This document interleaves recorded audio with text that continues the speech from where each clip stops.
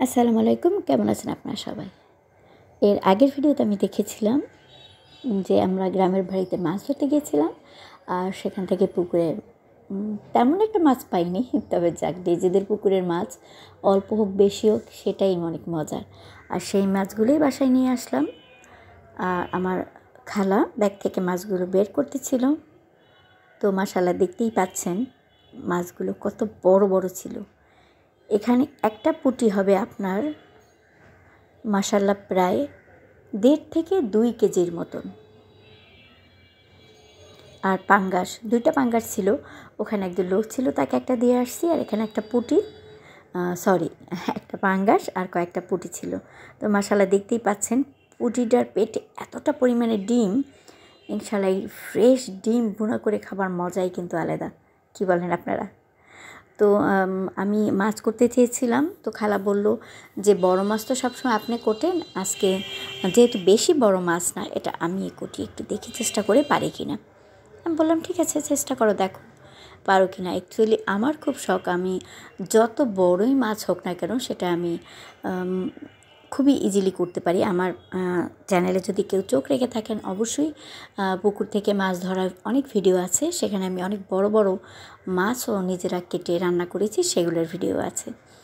তো খালা বললো যে পাঙ্গাস মাছটা আমিই কাটি। তো আমি দেখিয়ে দিতেছিলাম যে এখান থেকে ধরো কিংবা এখান থেকে ধরো। বললাম যে যত বড়ই মাছ হোক না কেন 2-3 টুকরো করে কেটে নিলে তারপর এটা কাটা খুব ইজি হয়ে যায়।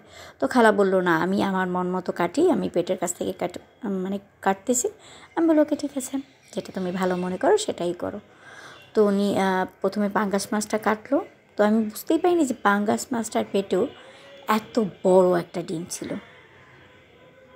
তো মাশাআল্লাহ দেখতেই পাচ্ছেন কত বড় ডিম।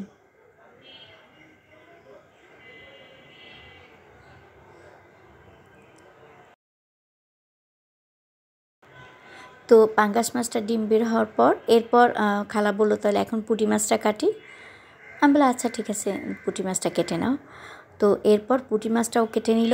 এখন পুঁটি মাছটা কাটার পর মাশাআল্লাহ মানে এতটা পরিমাণে ডিম বের হয়েছে, দেখেই বোঝা যাচ্ছে যে এটা আসলেই যে কতটা টেস্টি হবে। এবং অনেকখানি ডিম বেরোচ্ছে। আমি খালাকে বললাম যে খালা তুমি একটা কাজ করো, একটু 2 হাত থেকে আমাকে একটু ক্যামেরায় ধরে দেখাও যে অ্যাকচুয়ালি কতটা পরিমাণে ডিম হয়েছে। তো খালা আবার তুলে একটু হাত ধরে দেখালো যে অনেক ডিম হয়েছে। অ্যাকচুয়ালি দেখা গেছে আমরা সকাল 6টায় গ্রামের বাড়িতে রওনা হচ্ছি মাছ ধরার উদ্দেশ্যে।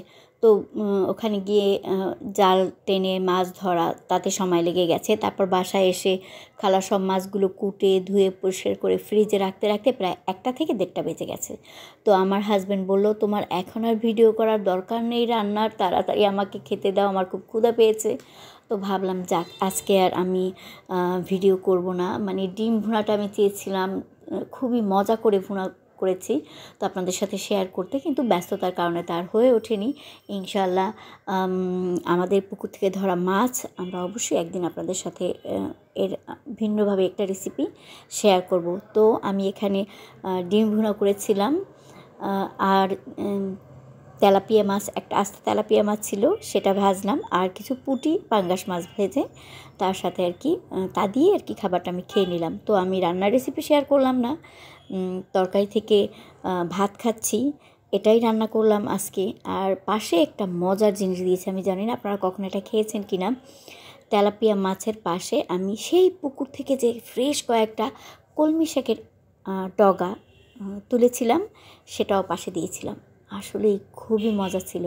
আমার হাজব্যান্ড বললো তুমি এটা আবার দিচ্ছ কেন? না, এটা খুব ফ্রেশ, আমি তো খাবো। আমি জানি না আপনারা কেউ কখনো এভাবে মাছের পাশে কলমি শাক দিয়ে খেয়েছেন কি না, কিন্তু আমি খুব মজা পেয়েছি, আমি খুব মজা করে খেলাম আর কি।